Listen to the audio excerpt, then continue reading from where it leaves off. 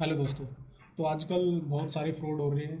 कुछ लोग ब्लैकमेल करते हैं। ये दो टाइप के लोग होते हैं, जो आपको जानते हैं या फिर जो आपको नहीं जानते। जो आपको नहीं जानते उनके पास आपकी एक दो इन्फॉर्मेशन चली गई, जैसे ईमेल चला गया या फिर मोबाइल नंबर कहीं से मिल गया उनको। तो या तो वो आपको व्हाट्सएप पे, मैसेज पे, आपके सोशल मीडिया पे या ईमेल पे, कहीं पे भी आपको वो इस तरह का ब्लैकमेल कर सकते हैं।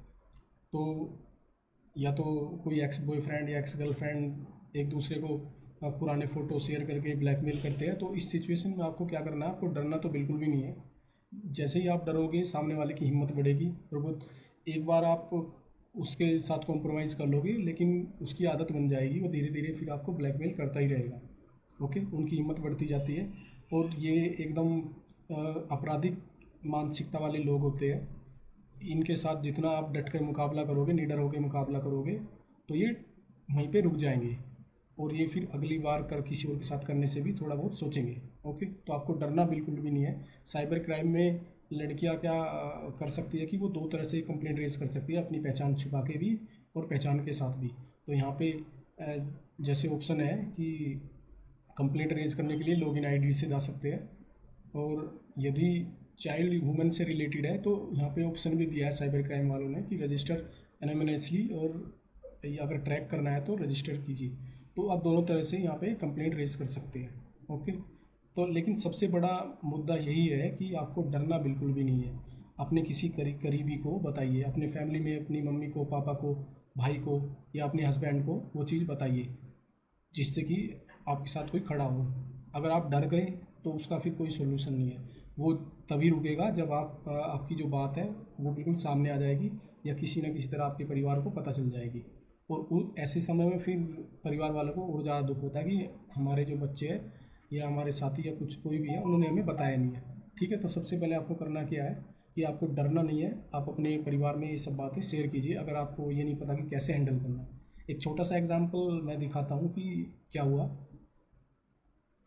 मुझे एक ईमेल आया। ईमेल में देखिए कहाँ से ईमेल आया। ईमेल आया India cyber crime coordinates to @gmail.com से।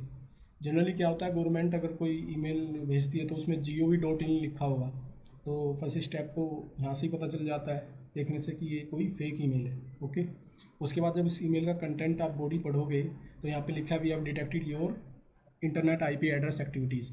इन्होंने मेरी जो आईपी एड्रेस है उससे इंटरनेट की एक्टिविटी डिटेक्ट की और उन्होंने पाया है कि मैं पोर्नोग्राफी देख रहा हूँ। ओके, जो कि इंडिया में बैन है, इलीगल है। ओके, और क्रिमिनल केस में आता है। और इन्होंने यहाँ पे एक अटैचमेंट भी लगाया है, जिसमें कि ये जनरली सभी लोगों को भेजते हैं। ओके, जिसमें लिखा है by the mandate of mister Tapan Deka, director of the intelligence bureau in partnership with Indian. तो ये सारी चीज़ें जो है ये फर्स्ट स्टेप में ये चीज़ें करते हैं। रैंडमली सब लोगों को भेज देते हैं, इनके पास एक साथ ईमेल होती है, सबको ये भेज देते हैं। ठीक है, तो फर्स्ट स्टेप इनका यही रहता है। अब इन्हें फिर देखते हैं, इंतज़ार करते हैं कि कौन इसका रिप्लाई कर रहा है। तो फिर आगे उसको ये फिर आगे की जो कार्रवाई है ये लोग ये करते हैं।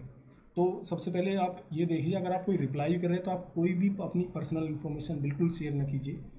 जैसे कि मैंने सिंपली क्या लिखा है कि प्लीज़ इलेबोरेट मोर। ओके, मुझे पता तो चल गया था कि ये फेक है, बट मैं देखना चाह रहा था कि है कौन लोग, क्या है। मैं इनसे इनकी जानकारी निकलवाना चाह रहा था, बट मुझे नहीं लगता था कि ये देंगे, और ऐसा ही हुआ, इन्होंने कोई जानकारी आगे दी नहीं। ओके, फिर इन्होंने एक दूसरी ईमेल चेन चलाई जिसमें इन्होंने हाँ ये वाली ईमेल है, एक मिनट, नहीं ये नहीं है, हाँ ये वाली ईमेल। तो इसमें इन्होंने क्या कहा कि आपके पास दो ऑप्शन है। फर्स्ट ऑप्शन है या तो आप कोर्ट में जाएंगे, कोर्ट में आप पे केस चलेगा, जेल जा सकते हैं और हैवी फाइन आपको भरना पड़ सकता है। और दूसरा जो इन्होंने ऑप्शन दिया है वो ये है कि आउट ऑफ कोर्ट सेटलमेंट होगा, जिसमें कि आपको 85,000 रुपये देने पड़ेंगे, और लिखा भी है कि एज रिक्वायर्ड बाय लॉ।